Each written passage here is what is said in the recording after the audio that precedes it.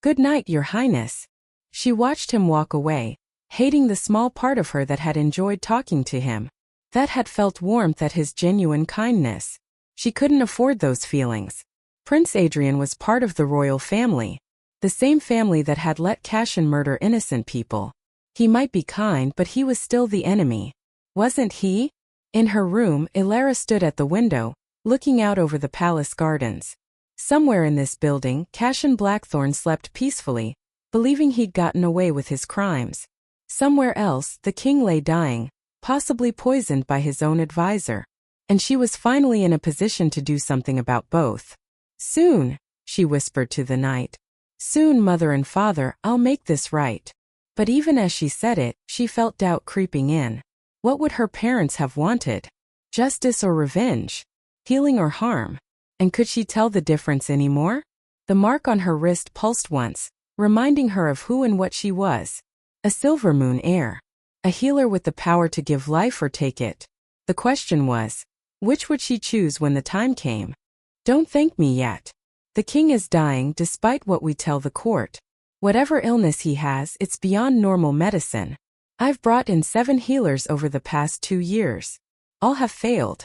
His gaze pinned her in place.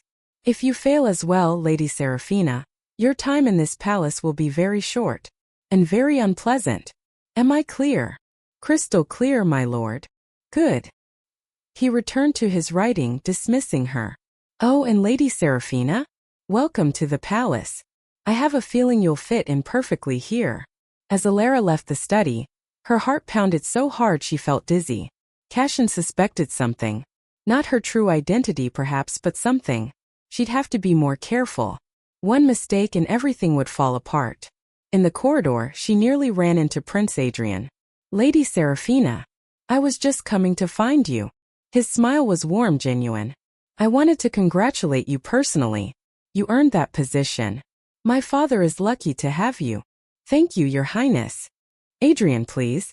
If we're going to be working together to help my father, we should be less formal. He fell into step beside her as she walked toward the guest wing. I know Cashin can be intense. Don't let him intimidate you. He does that to everyone. I'm not easily intimidated. I noticed. Adrian's eyes held admiration. You're different from the other healers. From most people here, actually. You seem real. The word hit her like a blow. Real. If only he knew how fake everything about Lady Seraphina Vale was. How every smile, every word, every gesture was calculated to hide the truth. I should rest, she said abruptly. Tomorrow will be demanding. Adrian looked disappointed but nodded. Of course. Good night, Lady Seraphina. Steady, she whispered to herself, checking her appearance in the mirror. Lady Seraphina Vale looked back at her, composed and confident. No trace of the grief-stricken girl who'd fled into the mountains. He doesn't know. He can't know. Cashin's study was elegant and cold, filled with dark wood furniture and books bound in leather. He sat behind a massive desk, writing something by candlelight. He didn't look up when she entered. Lady Seraphina. Please sit. Ilara lowered herself into the chair across from him, keeping her spine straight, her expression neutral. She was a noble lady meeting with a royal advisor. Nothing more. Your performance today was impressive, Cashin said, still not looking up from his writing. The child's diagnosis in particular. Most healers would have needed days of testing to determine the problem. I've been fortunate in my training, my lord. Yes. The Academy of Lumiere. Now he looked up, and his eyes were sharp as broken glass. Tell me, do they still have that elderly headmistress? The one with the pet parrots? Ilara's mind raced. This was a test. A trap. She had no idea if the academy had a headmistress or what pets she might keep. I'm afraid I wasn't there long enough to get to know the staff well, she said carefully. My actual training came from private tutors afterward. The academy was more about credentials. Cashin smiled slowly. Of course. Credentials are so important, aren't they? They tell us who a person is, where they come from, what they're capable of. He set down his pen. The position of royal healer is yours, Lady Seraphina. You'll begin tomorrow. Report to the king's chambers at dawn. Relief and suspicion warred in her chest. Thank you, my lord. I'm honored. There. She felt the problem immediately. A rare infection from contaminated water, affecting the kidneys. Left untreated, the child would die within days.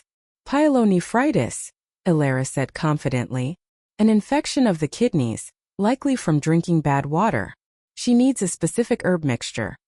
Bearberry, dandelion root and golden seal, steeped in boiled water. 3 times daily for 5 days. The fever will break within 12 hours of the first dose.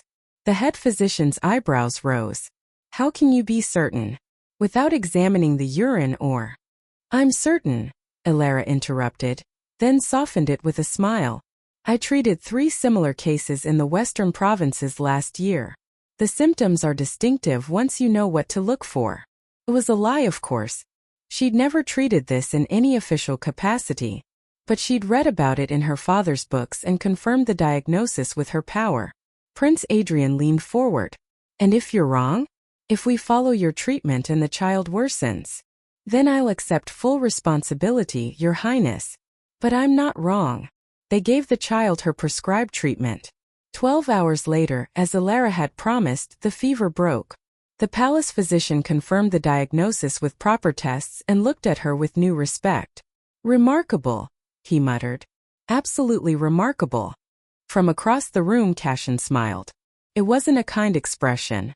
## the serpent's attention. That evening, a servant delivered a message to Ilara's guest chambers. Lord Cashin Blackthorn requested her presence in his study. Immediately, Ilara stared at the note, her hands shaking slightly. This was what she'd wanted, wasn't it? To get close to him. To be noticed.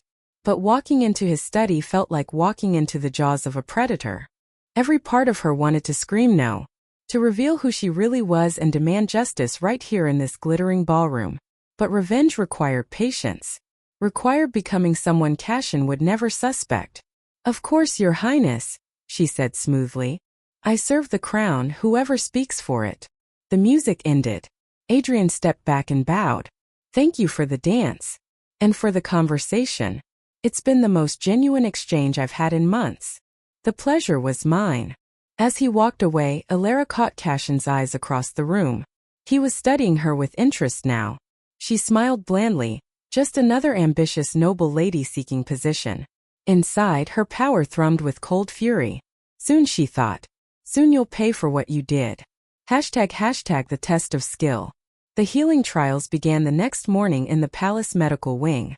12 healers remained after the ball, those judged worthy of further testing. Ilara stood among them, feeling Cashin's presence like ice down her spine. He sat at the judges' table with the head palace physician and Prince Adrian, watching as each healer demonstrated their abilities. The tests were clever. A man with a broken arm that had been poorly set. A woman with a mysterious rash that 3 doctors couldn't identify. A child with a fever that wouldn't break. Each healer got one chance to diagnose and treat. Most did well enough. They were skilled, after all, trained in the best schools or apprenticed to master healers. But Ilara had something they didn't. She had the silver moon gift. When her turn came, she approached the feverish child with genuine gentleness. The little girl couldn't have been more than 6, her face flushed and eyes glazed. Ilara touched her forehead and let her power flow. Just a whisper of it. Invisible to anyone watching. Dancing with Prince Adrian was different than Ilara had expected.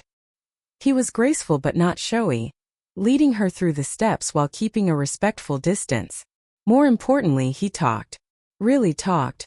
Not the empty small talk she'd prepared for. The other healers will try to impress the judges with complicated theories and rare treatments, he said as they turned. But what my father needs is someone who listens. Someone who sees him as a person, not just a crown. Is that what you look for in people? Ilara asked. Whether they see the person or the title? Always. His honey-colored eyes met hers. It's lonely being surrounded by people who only want something from you. Who smile to your face but scheme behind your back. He paused. I'm sorry. That sounded bitter. It sounded honest. The music swelled. They moved in perfect harmony, and Ilara felt a strange pang in her chest. When had she last danced? Not since before the fire, before everything ended. Her father had taught her the basic steps in their small garden, humming the tune while her mother laughed and clapped. She pushed the memory away. She couldn't afford softness. Not here. Not now. Lord Cashin is watching us, she said quietly, catching sight of the man who'd killed her parents. He stood near the king's throne, silver-haired and distinguished, his eyes sharp as he observed the ballroom. Adrian's jaw tightened slightly. He watches everything. Sometimes I think he knows what I'm thinking before I do. You don't like him. I don't trust him. Adrian lowered his voice. But he's my father's closest advisor. Has been for 10 years. The king trusts him completely. He looked at her seriously. If you win this position, Lady Seraphina, you'll work closely with Lord Cashin. He oversees all matters related to the king's health. Can you accept his authority?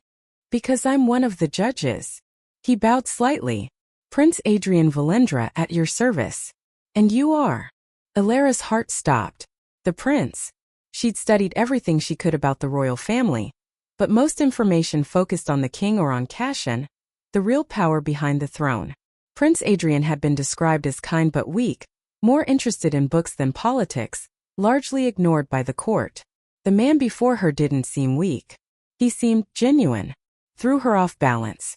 Lady Seraphina Vale, she managed, curtsying. I apologize, Your Highness. I should have recognized you. Please don't. It's refreshing to meet someone who doesn't immediately start flattering me or asking for favors. He studied her with open curiosity. You're from the Western Provinces? That's a long journey for a job interview. The position of royal healer is worth traveling for, she said, finding her composure again. And I've heard that King Valendra is in poor health. I believe I could help him. Something flickered in Adrian's eyes. Worry? Hope? He is ill. Has been for almost 2 years. The current healer says it's simply age, but... He trailed off, seeming to catch himself. I'm sorry. I shouldn't discuss such things with a stranger. A healer is trained to keep confidences, Your Highness. And sometimes strangers are easier to talk to than friends. Adrian laughed, a warm sound that made others nearby glance over. True. Very true. He offered his arm.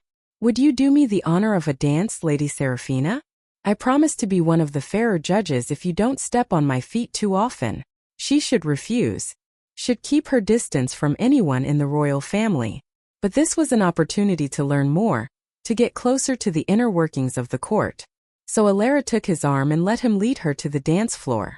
A dance of secrets. Lady Seraphina Vale, the palace announcer called as she entered the ballroom. From the Western Provinces, trained in the healing arts at the Academy of Lumiere. All lies, of course. But Thera's connections had been good. The papers proving Seraphina's identity were flawless. The distant province she claimed to come from was real, though too far away for easy verification. The academy existed, and the headmaster owed Thera a favor large enough to add a false name to their graduate records. As far as anyone could prove, Lady Seraphina Vale was exactly who she claimed to be. ## the Prince of Unexpected Kindness. The ballroom sparkled with hundreds of candles reflected in crystal chandeliers. Nobles danced in elegant patterns while musicians played from a gilded balcony. It was beautiful, and Alara hated every inch of it. This luxury had been paid for with her parents' blood. She forced herself to smile, to nod politely as other healers introduced themselves. She was evaluating them just as they evaluated her. Competition for the royal healer position would be fierce. She needed to stand out but not too much. Skilled enough to win the position, subtle enough not to draw dangerous attention. You look like someone at a funeral, not a ball. Alara turned sharply. A young man stood beside her, tall and lean, with dark hair and eyes the color of warm honey. He wore fine clothes marked with the royal seal, but his smile was genuine, not the practiced expression she'd seen on most noble faces. I'm simply thoughtful, she replied carefully. These events can be overwhelming. Especially when you're here to win a position that 20 other people want just as badly. His smile widened. Don't worry, I won't tell the judges you look terrified. Though between you and me, they're looking for confidence as much as skill. And you know this how? Will Alara's revenge destroy her chance at happiness? Can love bloom in a heart filled with vengeance? Find out in part 2. Asterisk. Don't forget to like, share, and subscribe to Burning for Redemption for the next part of this epic tale. Hashtag part 2 Hearts and Deceptions. Hashtag the Oathkeeper's Vengeance. Hashtag welcome back to Burning for Redemption. Asterisk if you're enjoying this story, hit that subscribe button. Part 3 is coming soon. Asterisk. Hashtag the Lady in Emerald. Lady Seraphina Vale arrived at the royal palace in a carriage that cost more than her family's healing house had been worth. Everything about her was expensive, calculated, perfect. Her emerald silk dress whispered wealth. Her dark hair, now streaked with subtle gold highlights, was arranged in an elaborate style popular among distant nobility. Even her accent had changed, refined through 5 years of practice until no trace of the village girl remained. Only her eyes stayed the same, gray as storm clouds, but she'd learned to soften them, to make them warm and inviting instead of hard with hate. The palace rose before her like a mountain of white stone and golden domes, beautiful and terrible. This was where the orders had come from, where Cashin had planned her family's murder, where the king himself had signed the death warrant, probably without even reading it. Alara's hands clenched in her lap, hidden by her skirts. 5 years of preparation had led to this moment. She couldn't fail now. Steady, she whispered to herself. Remember the plan. The carriage stopped at the grand entrance. A footman opened her door and offered his hand. Alara stepped out gracefully, every inch the noble lady she pretended to be. Around her, other healers arrived, some in humble clothes, others in finery that tried too hard. She'd chosen her outfit carefully, rich enough to command respect but not so extravagant as to seem desperate. She walked to the cave entrance and looked down at the kingdom spread below, the kingdom that had taken everything from her. Somewhere down there, Cashin Blackthorn lived in luxury and power, believing he'd gotten away with murder. He was wrong. Mother, father, she whispered to the wind, I'm coming home. And I'm bringing your justice with me. The mark on her wrist glowed faintly in the morning light. Alara smiled, and it was not a kind expression. It was the smile of a predator who'd finally spotted her prey. The hunt was about to begin. Part 1. The Ashes of Betrayal. The day everything burned, the white dress felt like a prison. Elena stood in the bridal suite, staring at her reflection in the mirror. Her heart should have been racing with joy. Instead, it pounded with a strange sense of dread she couldn't explain. You look beautiful, sweetheart, her mother whispered, adjusting the veil. Elena forced a smile. In 3 hours she would marry Marcus Wellington, the man she'd loved for 5 years. The man who promised her forever. The man who made her believe in fairy tales. If only she knew fairy tales were just pretty lies. The message that changed everything. Her phone buzzed. A text from an unknown number. Elena almost ignored it, but something made her look. Checked Marcus's office. 3rd drawer. Before you say I do. Attached was a photo. Marcus. Another woman. Their lips locked in passion. The timestamp showed yesterday. The day he claimed he was in meetings all day. Elena's hands trembled. Her vision blurred. This couldn't be real. Elena? Are you okay? Her mother asked. I need a moment alone. Her mother hesitated, then left the room. Elena's fingers flew across her phone. She called Marcus. No answer. She called again. Nothing. Then she did something desperate. She called his assistant, Jennifer. Jennifer, I need to get into Marcus's office. Right now. But Miss Elena, the wedding. Now. 20 minutes later, Elena stood in Marcus's office wearing her wedding dress. Her hands shook as she opened the 3rd drawer. Inside lay a folder marked confidential. She opened it. Her world shattered. The truth in black and white. Documents. Dozens of them. Bank statements showing money transferred from her father's company to Marcus's account. Emails discussing the acquisition of her family's business.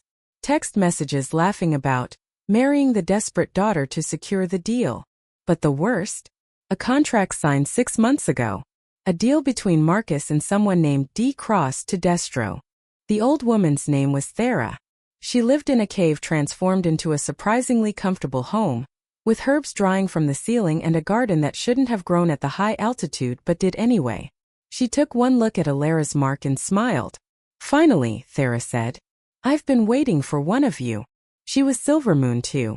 Not a blood relative, but someone who'd trained with Alara's great-grandmother decades ago. She'd been hiding in the mountains since the last purge, keeping the old knowledge alive. Your parents were fools, Thera said bluntly on their first night. Good people but fools. They thought they could hide by being ordinary. You can't hide power like yours, girl. It finds a way out. Then teach me to use it, Alara demanded. Teach me everything. And Thera did. For 5 years Alara trained. She learned to feel the life force in every living thing around her. From the smallest insect to the largest tree. She learned to channel her power through her hands, healing wounds that should have been fatal. She learned herbs and medicines, poisons and antidotes. She learned how to move through high society, how to speak like nobility, how to mask her emotions behind a pretty smile. And she learned the darker side of her gift, how to drain life force as easily as she gave it, how to sense lies in a person's heartbeat, how to make her power subtle, invisible, so no one would know what she was until too late. Finn trained too, but differently. He had the Silvermoon mark, but his power was weaker.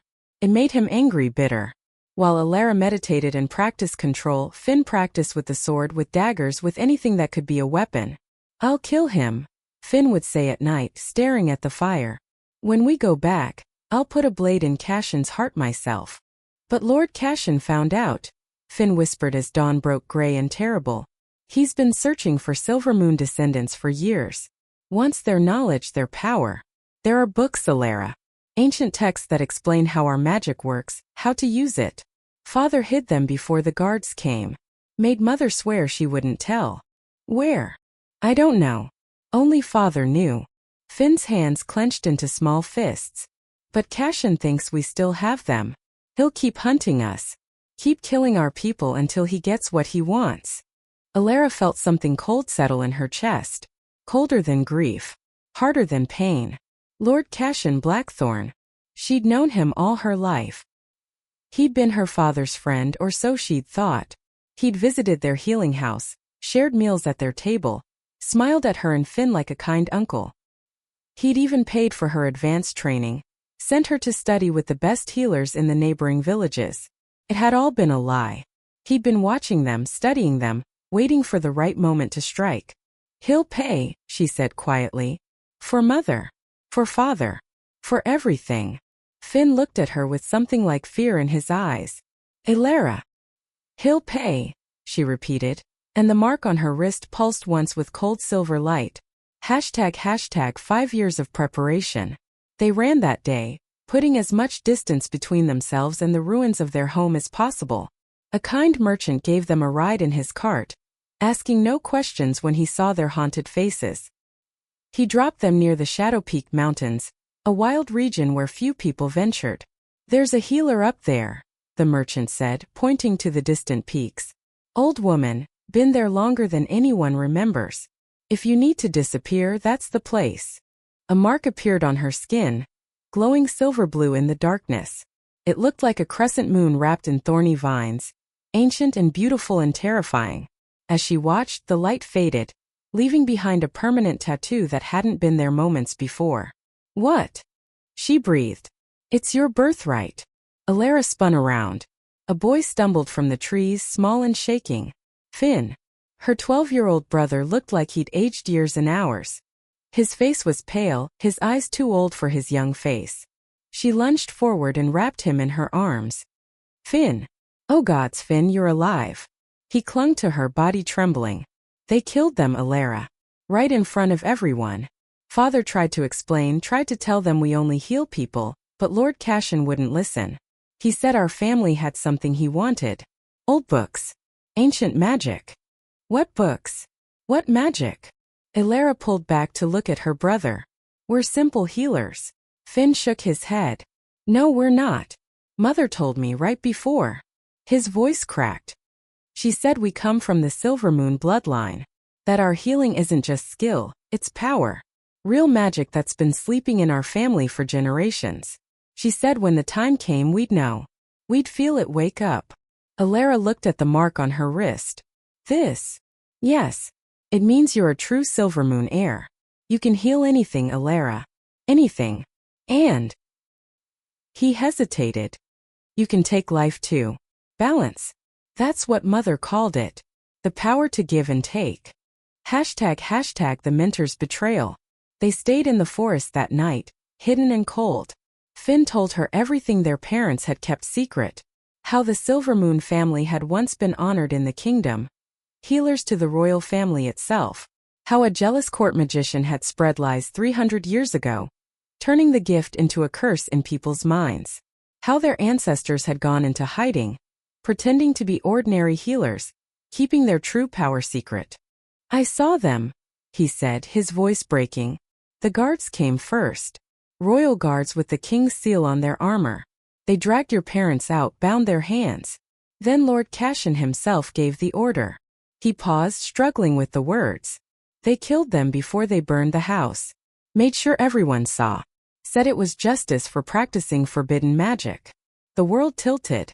Alara's knees gave out, and she crumpled to the ground. The blacksmith lowered her gently, his soot-covered face full of sorrow. Forbidden magic, she gasped. We're healers. We help people. We've never. Lord Cashin said they were Silver Moon witches. Said they had dangerous books, old knowledge that threatened the kingdom. The blacksmith looked around nervously, then leaned closer. Your little brother, though. Finn got away. I saw him run toward the forest. At least the boy lives. ## the mark of power. Alara didn't remember crawling away from the flames. She didn't remember reaching the forest edge or collapsing beside the old oak tree where she and Finn used to play as children. She only remembered the grief. A pain so deep it felt like drowning on dry land. Her parents were gone. Her home was ash. Her entire world had been torn apart in one night. And she hadn't been there to stop it. She'd been in the next village, treating a farmer's sick daughter, doing the work her parents had trained her for, saving lives while her own family was murdered. It's not fair, she sobbed into the dirt. It's not fair. Heat bloomed in her chest, spreading down her arms like wildfire in her blood. She gasped, sitting up. Her left wrist burned with sudden searing pain. She clutched it, crying out, and then froze. The Oathkeeper's vengeance. Welcome to Burning for Redemption. Don't forget to like and subscribe for more stories. Asterisk. The night the sky turned red. The smell reached Alara before the sight did. Smoke, thick and choking, carrying the bitter taste of burning wood and something worse. Something that made her heart freeze in her chest. She ran faster, her healer's bag bouncing against her hip, feet pounding the dirt road that led home. Home. The word felt wrong now. When she cleared the final hill, Alara's world shattered like glass. Her village burned. Not just one house or two, but everything. Every home, every shop, every memory she had ever known was swallowed by orange flames that reached toward the dark sky like desperate hands. No, she whispered, then screamed it. No. Her legs moved without thought, carrying her down the hill. Villagers ran past her, faces black with soot, eyes empty with shock.